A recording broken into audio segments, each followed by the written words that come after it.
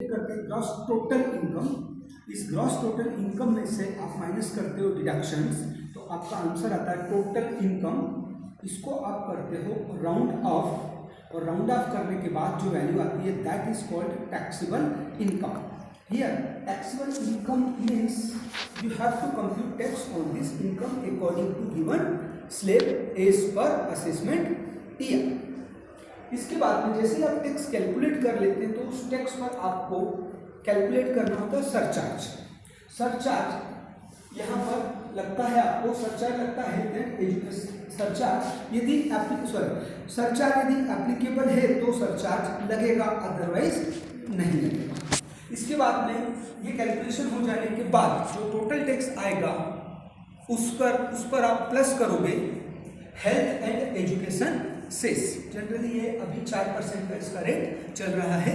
मतलब कहने का ये है कि आपने टैक्स कैलकुलेट किया, टैक्स पर यदि सरचार्ज एप्लीकेबल है तो सरचार्ज ऐड कर दिया, ऐड करने के बाद जो अमाउंट आया उस पर आपने क्या किया, health and education cess calculate किया, और ये कैलकुलेट करने के बाद इसको भी आपने क्या करा, उसी में ऐड कर दिया। तो जो आपका आंसर आता है उसको बोलते हैं हम टोटल टैक्स। यदि साल भर में किसी एजेंसी ने आपके अकाउंट से कुछ अमाउंट टीडीएस का काटा हो, टीडीएस अर्थात टैक्स डिडक्टेड सोर्स, आपने कुछ कमाया हुआ पैसा है जिस पर गवर्नमेंट के नियम के अनुसार आपका टीडीएस कट सकता है, तो वो टीडीएस कट जाने के बाद आपका आंसर आता है, उसको बोलते हैं tax payable in this assessment year. इस तरह से ये कैलकुलेट होता है। ठीक है, आगे बात करते हैं हम स्कोप ऑफ टैक्सेशन। टैक्सेशन किस किस को लग सकता है, यहाँ पर सभी को टैक्स लगता है जो असेसी है, पहली बात। दूसरी बात, उन सब व्यक्तियों को टैक्स देना पड़ता है जो इनकम टैक्स की रेंज के अंतर्गत अकॉर्डिंग टू स्लैब जिनका टैक्स कंप्यूटेशन बनता है।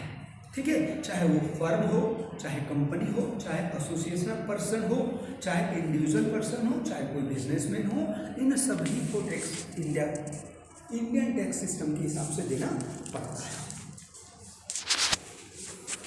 नेक्स्ट स्लाइड की बात करते हैं अपन।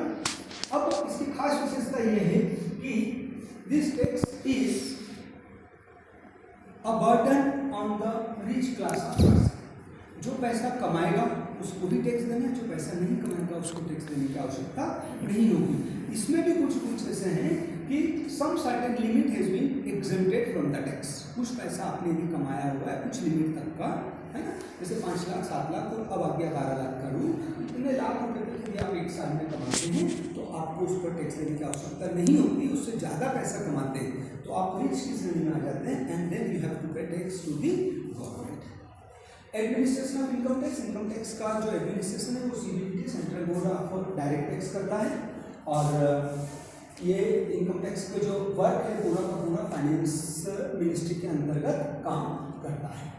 इनकम टैक्स जितना भी कलेक्ट किया जाता है उसका डिस्ट्रीब्यूशन होता है सेंट्रल गवर्नमेंट और स्टेट गवर्नमेंट दोनों में अकॉर्डिंग टू प्रोपोर्शन। उनका जो भी प्रोपोर्शन बनता है वो सेंट्रल गवर्नमेंट क्या करती है, स्टेट गवर्नमेंट को पे कर देती है।